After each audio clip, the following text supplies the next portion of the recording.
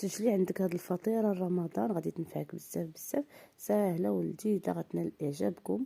غادي نحتاجو الحليب، الخميره وسكر سنيده، ودرت الزيت والدقيق. مقادير بالتفصيل قناتي مطبخ رقيه. بديت كنضيف الدقيق حتى تجمع ليا العجين وخليته يخمر. في واحد المقله درت الزيت ودرت البصله وزدت هاد الخيزو اللي كيكون محكوك. كنديو نجيبو هكا حتى كيتشحروا ليا. كنضيف واحد الكميه ديال الكفته، من بعد كنخلطو مزيان مزيان حتى كطيب لنا الكفته. كنضيفو التوابل وكنحيدوه على جنب، كنخليوها تبرد مزيان مزيان. غادي نجيبو العجينه ديالي من بعد ما خمرات، كنبسطوها على هذا الشكل.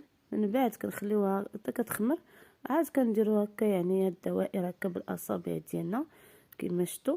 من بعد كنعمروا هاد الحفار اللي درنا بهذيك الحشوه اللي سبق ليا وحضرت معكم.